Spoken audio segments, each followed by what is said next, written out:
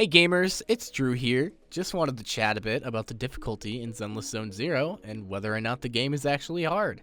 I've been reading some discussions on Reddit, which usually amount to people saying Zenless is the best, most skilled fighter they've ever played, or people saying it's a button-mashy, poopy bad game that just has beefy health bars and there isn't actually any skill in beating the content. So yeah, in this video, I'll be talking about my opinion, oh god, on the difficulty inside of Zenless Zone Zero.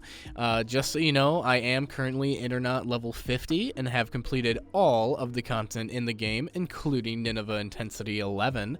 Have 2 fully built meta teams, along with a few theory-crafted non-meta teams that I use just because I enjoy building and experimenting. I really have done it all, and I feel like I've got the credentials to add to this topic. So, without further ado, is Zenless Zone Zero actually hard? But before we say anything else about Zenless, let's talk about you. What kind of gamer are you? What kind of games do you play? Do you hang out after a long day of work playing things like No Man's Sky or Stardew Valley? Or do you fancy RPG games like Persona and Final Fantasy? Maybe you like to play fighting games like Guilty Gear or Mortal Kombat. The reason I'm bringing this up is because depending on what you actually enjoy in gaming will likely affect how hard you feel Zenless Zone Zero is. Not to mention that Zenless is a gacha game and absolutely can be cheesed by spending money on it. I would just really like to hammer that point in the beginning of the video, because saying the game is hard even if you sell your testicles for that sweet LNE6, that is just delusional thinking. Zenless Zone Zero is an action RPG game. It has elements of Persona, roguelike, and fighting games, and I feel like that makes it stand out. But never forget that Zenless Zone Zero is a gacha game at its core, and it is literally designed to be easy for you if you are spending. But that's only if you're spending a crazy amount. What if you aren't just some giant blue whale, but a cute little dolphin? Hell, what if you're just a bluegill swimming around in a pond so you can get some extra energy a day? That is why for the rest of this video, I will be looking at the game's difficulty from a non-gacha perspective. So, if you want the easy answer, here it is. Spend big money, game's super easy. Now that we can say goodbye to that conversation, let's get back to talking about the actual game and gameplay. I feel like Zenless Zone Zero is a game that will vary in difficulty for everyone.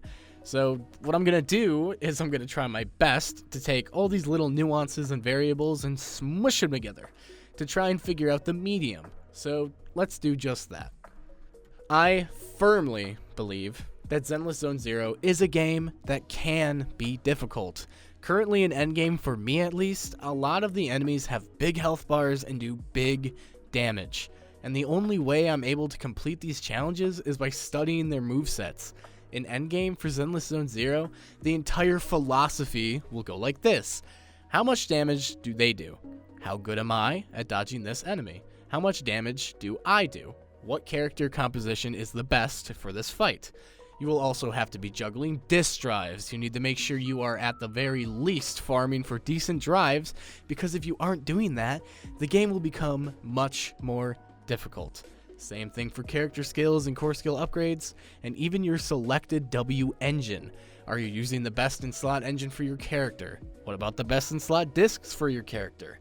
Are your core abilities being leveled up?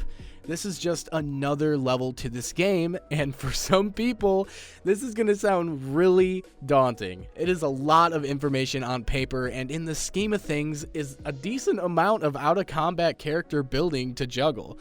But this is going to help us get to the conclusion of our discussion. Is Zenless Zone Zero hard? Remember when I asked you what kind of games you play? Well, let me tell you what kind of games I play.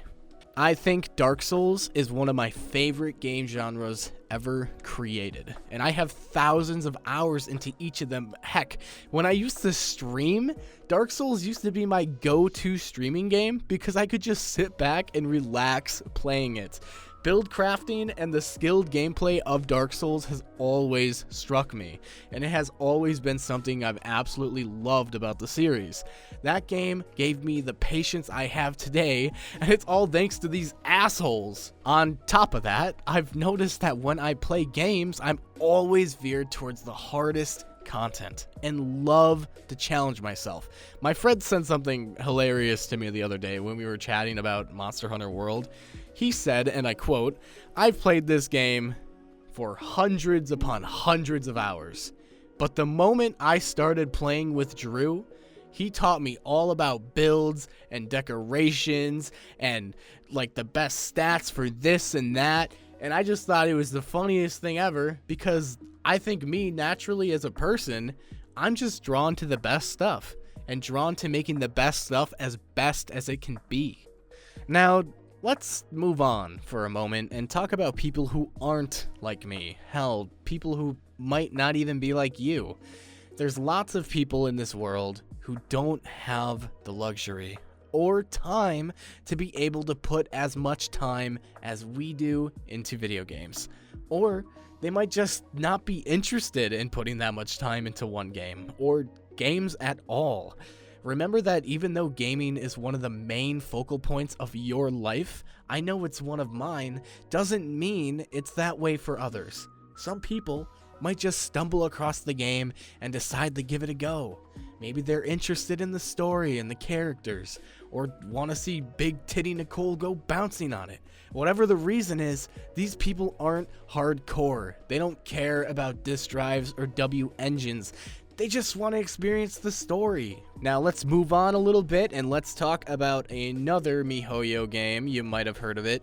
It's called Genshin Impact. Now, I'm not gonna lie, it's been a very long time since I've played Genshin, but I feel like this is a point I should make. Zenless Zone Zero is not an open world game. It is instant based, meaning everything happens in confined levels. While Genshin, on the other hand, is a giant game all about exploration. Now, what does this actually have to do with the difficulty in Zenless Zone Zero, Drewski? I believe that Zenless Zone Zero's idea is to have 1.0 players get into the game and play it and enjoy the early game.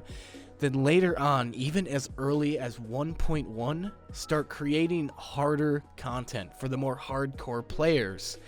Think about it like this.